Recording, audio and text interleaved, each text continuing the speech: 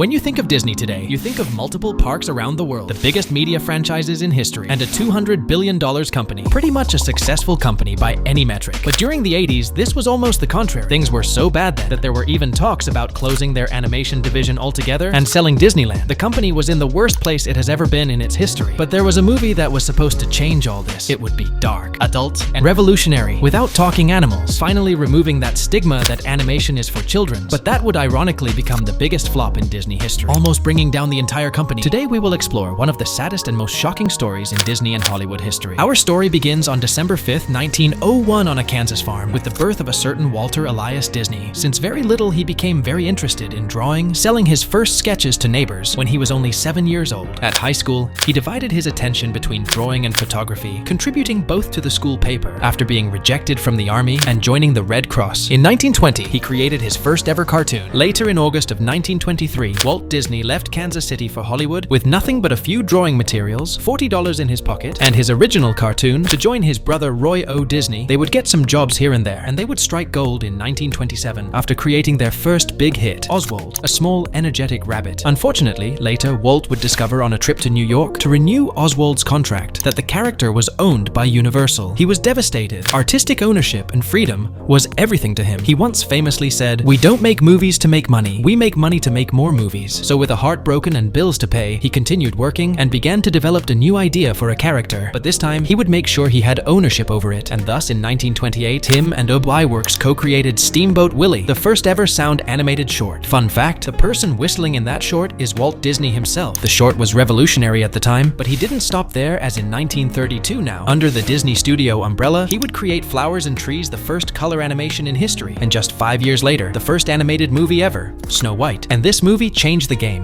At the time, everyone thought it would fail, as the rule was that animated productions would last just a few minutes and were intended to either be government-sponsored propaganda or shorts that you would see before movies. But Disney shut the mouth of every critic when Snow White managed to transform its original budget of $1.5 million into more than $66 million, or almost $1.5 billion in 2024 money, making it the highest grossing film of all times, until Gone with the Wind took that title in 1939 with its more than $189 million or $4 billion in 2024. But as if that wasn't enough, Walt Disney doubled down and repeat the story of shutting the mouth of every critic when he opened Disneyland in 1955 after seeing his daughters play on a carousel and dreaming of a place where kids and grown-ups could enjoy together. Is not a surprise to me that during his time, and maybe not to the same degree, but today, Walt Disney was thought of as a visionary genius that could make the impossible possible time and time again, and who managed to make the Disney brand a household name all over the world. But throughout all this story, you can notice how all the accomplishes of the Disney Corporation seem the result of the imagination, courage, and tenacity to defy the establishment of just one man. So one interesting question can come to mind: what would happen to the Disney Corporation once Walt was no longer there? On the 15th of December of 1966, Disney passed away due to cancer, and everyone was asking themselves that same question. And this story is the answer to that. After Walt's passing, there was a creative and power vacuum left in the studio. You had two groups. In the first group, you had Walt's brother, Roy O. Disney, who took his place as CEO, and the 9 Old Men, a group of animators who worked with Walt since the 1930s and who created the 12 basic principles of animation, the Bible to any animator. This group was known as the first generation, and in the second group, you had the third generation, which was conformed by animators that recently graduated for CalArts, a Disney sponsor university for artists. This group included individuals like John Lasseter or Tim Burton, among others, bringing new ideas and approaches, often challenging established conventions. This group was led by a young Don Bluth, who wasn't part of the third nor first generation, as he was a second generation animator. This group was special because it had the 9 Old Men of the first generation as their teachers. As a result, Don Bluth ended up positioned between the first and third generations, acting as a link, arbitrator, and mediator between the two groups whenever conflicts arose, as the third and first generation had very different ideas of what the future of Disney should be. The first group, with Roy Disney and the 9 Old Men, Watt Senior Council, and most experienced artists that had been with the studio since the very beginning, just wanted to repeat what Walt Disney was doing. As Roy said, one day after Walt's passing, all of the plans for the future that Walt had begun, pictures, the expansion of Disneyland, television production, and our projects will continue to move ahead. That is the way Walt wanted it to be. When it came time to make a decision, Disney executives would always first ask, what would Walt do? And as a result, during all the decade of the 60s and 70s, all the animated movies they made were just projects that began production or that were discarded during Walt's life. But of course, without that Walt touch, so the public and critics at the time felt that Disney had lost his touch. They believed they were just repeating themselves instead of trying new things, which was what they were known for. As for their part, the second group, conformed by the third generation, came with new ideas and approaches, often challenging established conventions, which created a lot of friction in the studio as they wanted to create their Snow White's generation. And in 1971, it looked like they may have gotten their chance. 1971 started with the left food, as Roy Disney, Walt's older brother and current CEO of the studio at the time, passed away, giving the company their first non-Disney family member to become CEO, which shook the things a little bit in the company. At the same time that this happened, Disney acquired the rights to make a movie of the Chronicles of Prydain, a high fantasy book series with a setting based in Welsh mythology and folklore. This would be their first project without any involvement from Walt, and it would certainly show. Ronald William, Walt's son-in-law who had become president, envisioned it as Disney's next seminal masterpiece, a potential generations-defining epic to return the struggling studio to its former glories, and the rest of the studio shared the same expectations, especially the new young team of the third generation, who finally get a shot at telling a new and fresh story. The movie would be dark, adult, and serious with no talking animals and without singing scenes. Like nothing ever done before, it would even receive the widescreen treatment, something that hadn't happened since Sleeping Beauty in 1959. But wait, we are getting ahead of ourselves, because before even starting production, we have to deal with pre-production, and there were a lot of problems happening with it. And you know what they say, a bad beginning makes a bad ending. Pre-production begrudgingly kicked into gear in 1973 as veteran artist Mel Shaw set to work translating the dense source material to conceptual art. He would end up making 250 sketches, condensing the story of the 5 books that conform the Chronicles of Prydain. These conceptual paintings by Mel Shaw were intended to serve as the foundation for the visual designs and narrative guidelines of the upcoming animated film. One of the problems that the production faced was how to adapt the story. The Chronicles of Prydain was a 5-book series with multiple characters and plots, with each book focusing on a new bad guy. So it became very obvious very fast. A lot of work needed to be done in order to adapt the story into an hour-and-a-half film. The original idea was to condense the 5 books into a single movie, but as that proved impossible, they shift to just loosely adapt the first 2 books. The specifics of the story would change through the years, but the basic plot was this. The story would follow a young pig keeper named Taran, who would embark on a journey to stop the evil Horned King from obtaining the magical Black Cauldron, which has the power to raise an army of undead warriors. Along the way, Taran would be joined by a princess, a bard, and a bunch more of allies. Together, they must navigate dangerous obstacles and confront their own fears to save the land of Prydain from destruction. And even this basic premise became a problem. As a result of this, the project languished for years amid the simmering creative turmoil within the animation ranks. An almost full decade had to pass before production of the now named Black Cauldron began. Finally beginning in the late 70s under producer Joe Hale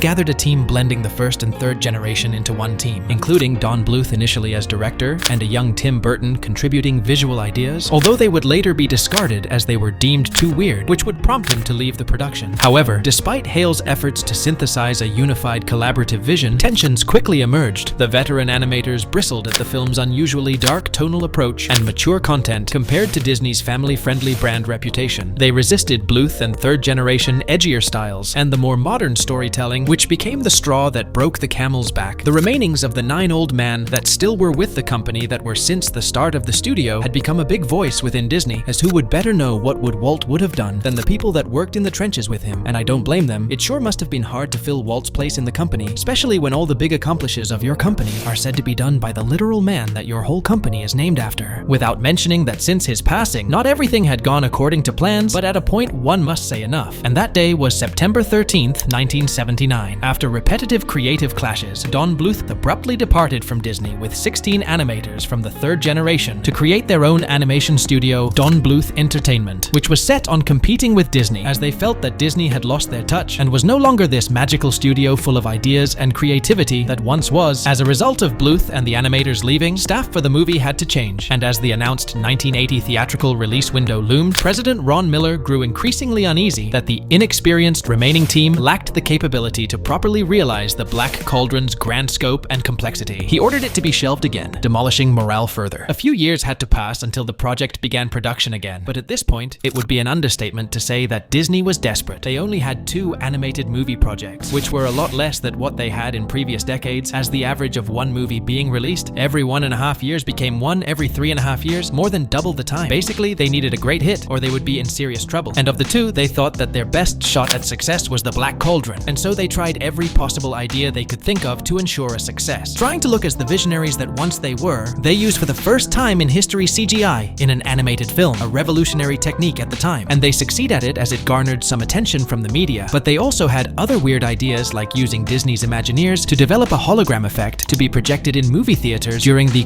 cauldron-born scene. The idea was for the undead spirits to emerge from the screen and hover over the audience. However, this holographic effect was ultimately abandoned due to the high cost involved in installing the required system in conventional theaters. And that, my friends, is what we here in Mexico call drowning kicks. On top of everything, the situation became worse when the budget ballooned to $44 million as a result of new decisions made by the studio and the trouble production, which, okay, $44 million may not sound as much now, when sometimes a 50 or 100 million movie can be considered mid-budget, and a 20 million movie is considered a low-budget one. But at the time, it was very expensive. The movie with the biggest budget at that point was 1966 Cleopatra, with a budget of $44 million, which became one of the biggest flops in cinema history, almost taking down with it his own studio, 20th Century Fox. So yeah, the stakes were high to say the least. Adjusted to inflation, those $44 million of the Black Cauldron would be almost $130 million. Disney needed this movie to succeed, or otherwise they surely would disappear as an animation studio. Imagine that, Disney without animated productions. That's weird to imagine, but at this moment, that was a reality. But nonetheless, somehow, the movie was almost finished by 1984, not before realizing that a good part of the movie had been drawn and painted in the wrong dimensions, making so that the team had to redraw and paint a lot of the scenes. And after this, as if the movie was cursed, a new problem occurred. In the midst of the final year of production, an important event occurred within Disney executives. In 1984, after Ron Miller, Walt Disney's son-in-law and chosen successor, had been ousted by non-Disney affiliated people from Paramount, people that nobody of the animation team had never even heard before. And as a replacement, they bringed three guys that if you saw my Shrek documentary, you probably remember. Frank Wells as CEO and Michael Eisner as Disney's executive director, and this last bringed with him Jeffrey Katzenberg to lead the film division and resurrect their animated movies. But there was just one little problem. None of them knew anything about animation. Eisner, in his inauguration speech as executive director, famously said how happy he was to work at Disney, followed by, quote, "After all, who could ever forget Heckle and Jekyll and Mighty Mouse? A CBS cartoon." In other instance, Katzenberg, after being shown the final cut for the Black Cauldron and asking for cover shots, was shocked after being told they didn't had any. Now, you probably don't know what a cover shot is, and that's okay. It's not like it's your job. When you film a live-action movie, you often tend to have a surplus of footage, as it is very standard in the industry to film the same scene several times from the same or different angles. Now, this doesn't happen with animation, as every little detail is normally planned before animation even starts, since each second costs a lot of money and time. So, what you see on camera is all there is. This is animation production 101, and the fact that Katzenberg, the head of the animation division, didn't know that is baffling, not to say embarrassing. So, in response, in what I like to think of Katzenberg, trying not to look dumb, Katzenberg began to express to his deep displeasure for the movie and demanded to cut 10 minutes the film after already being animated and colored, without mentioning all the work that was put into barely and kinda loosely adapting the first two books, and that the film release date was around the corner. After doing their best attempt to follow Katzenberg's order without compromising the film's narrative, they showed it to Katzenberg, and his response was, "Is that 10 minutes?" And after being answered no, followed by an explanation why 10 minutes couldn't be cut from the film. Katzenberg, fuming in rage and desperation, having no previous experience with animation nor editing, went to the editing room himself and cut nearly 3 minutes from the picture, prompting the animators to beg Eisner to stop Katzenberg, which he managed to do. Only after this last one gave the order not to cut 10 minutes, but 12, as he was very concerned with the marketability of the movie, as he didn't seem to understand that the movie was not intended for children, but for teenagers and adults. And as a result of not understanding the film, Katzenberg produced a bad marketing campaign for the film, which sold it as a more family-friendly movie, similar to more traditional Disney movies. And after all this work and trouble, when the day of the release day came, all the little hope that was left died when the numbers came, and Disney discovered that his once thought to change the industry movie, the next Snow White, the one that would save them, and that had cost them multiple years, $44 million, and the departure of a good part of his staff, became a flop, losing to the Care Bears movie. Ouch. It only managed to recoup $21 million, less than half of what it cost. And not only that, even though a lot of critics like Roger Ebert praised the movie, calling it a rip-roaring tale of swords and sorcery, evil and revenge, magic, and pluck and luck. Sadly, audiences didn't share his sentiment, as the movie was marketed to a more general and family audience. This were the type of audiences that went to the cinema to see the film, and fathers start to complain about the dark themes that the movie had. They were angry after taking out their children to see what they thought as a family-friendly movie, only to discover that their children began to cry in fear after seeing people dying and the Horned King. The production team was devastated to see all their hard work fail. At the time, and technically even today, is Disney's biggest flop, as it didn't even manage to recoup even half of its budget, dooming animation for adults in years to come. And maybe more important to this story, the animation studio, or this last one, would be the case, if not for an unexpected turn of events. You remember when I said that Disney just had 2 movies in production in the beginning of the 80s? Well, to everyone's surprise, that movie that everyone overlooked became a great hit, just 2 years later, almost managing to triple his budget and saving the animation division in the process. The name of the film?